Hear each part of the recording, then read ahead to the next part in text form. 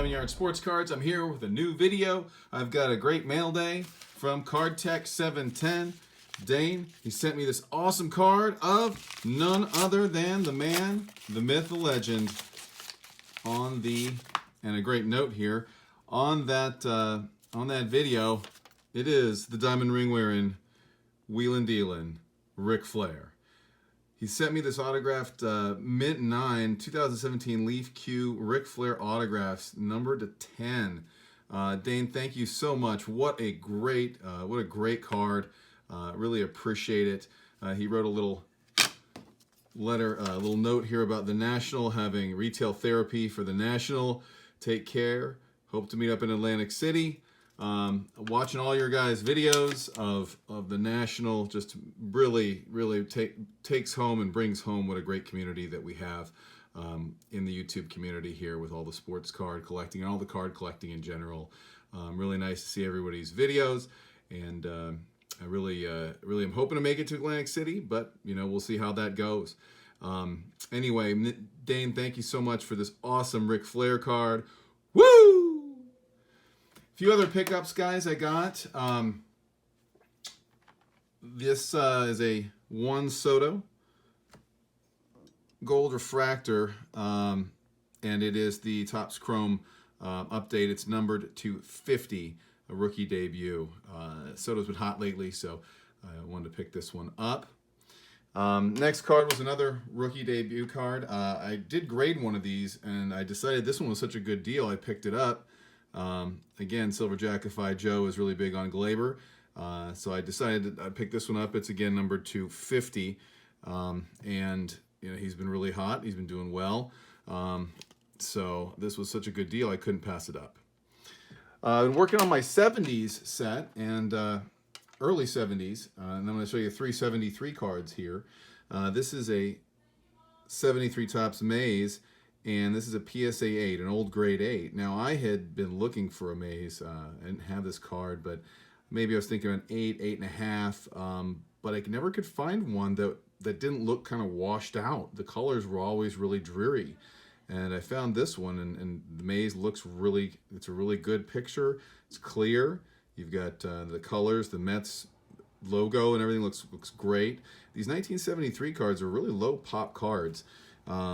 They're hard to get in high grades, and it's because the card stock was really not very good. Lots of chipping on the back, and just really not the same kind of card stock that Topps used on the 72 set, which is a little bit easier to grade. But this Maze was so nice. I might submit it for a review. I'm not sure, but it is an old grade 8. You can tell by the near mint and the 8 being on the same line. But really nice color on this. I had not seen a 73 Maze with this kind of color. And it was an 8, so it was reasonably priced. The next card is a Rose. This is Rose's MVP year in 73. This one came up and an 8.5. Just really like the 73s. Different than a lot of the other sets. The design is really nice. Again, the card stock's not so slick, but the design is real nice. There's a lot of action shots in this. Lots of different colors, and you know, we have the outfield. All the outfielders look like that. All the catchers have a different kind of logo. And this is the year that Rose won the MVP, even though the Big Red Machine wouldn't hit its full stride until 75, 76. So that was a Rose and an 8.5. The next card is the Yankee Captain. I know New York Yankees fan 7 had a PSA 8.5 of a Thurman Munson, 72, and this is a 73. Really like this card. When it came up, I said I gotta get this one. Won it on auction not too long ago, but this is my favorite Thurman Munson card, just because of the action, the kind of action pose. The yellows look real nice in this card with the purple name, and again, the back it's an 8.5, but the backs on these are very tough. Thurman does like to play golf, by the way.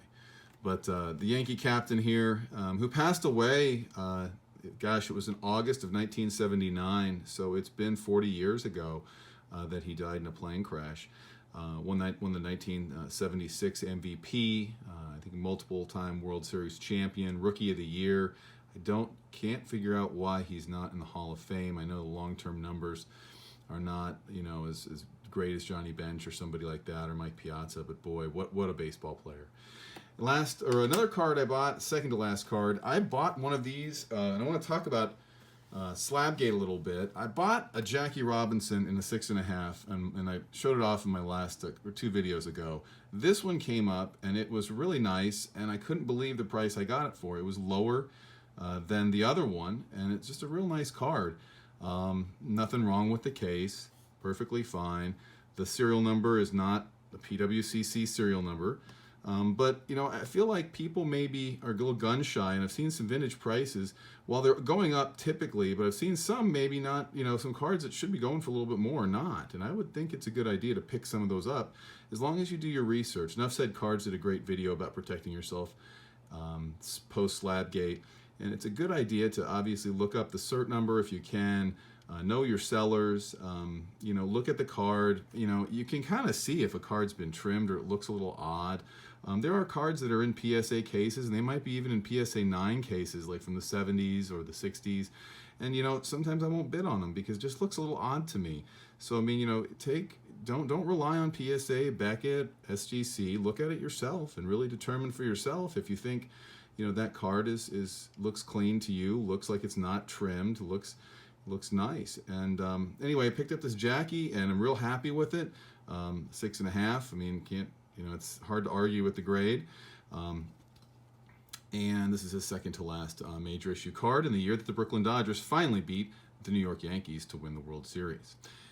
Last card is a card I've been looking for a while, and this one came up. The guy worked with me, and I'm adding this to my Hank registry. It's a 72 Aaron, and it's a PSA 8. This Aaron really had good centering on it, and there's a typical kind of print mark here that's actually on some of the 9s I've seen, some 8.5s.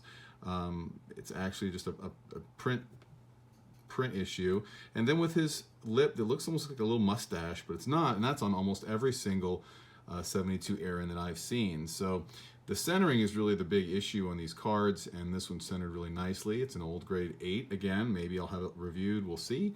But I was happy to add this one to the Hank Aaron collection. The 72s have been going up, and again, the seller worked with me. So anyway, guys, thanks for tuning in. I appreciate it. Thank you so much for all your videos of the National. Very, very great time looking at those different videos, watching the pickups. From Enough Said Cards, picked up a Joe Jackson card, unbelievable. Blue Jacket, picking up that 48-leaf Teddy Ball Game in a 6, that was unbelievable. So many great videos of the show, and I really, really appreciate everybody posting the different meet and greets, you know, with all the guys, with, you know, those back pages and Filmington, and just Nate, Tops 85 401, you know, she blinded me with refractors. So many great channels out there, and it's nice to see everybody is starting to discover them. So, Dane, thanks again for the Ric Flair card. You cannot beat this. Thank you so much. Woo! Keep collecting.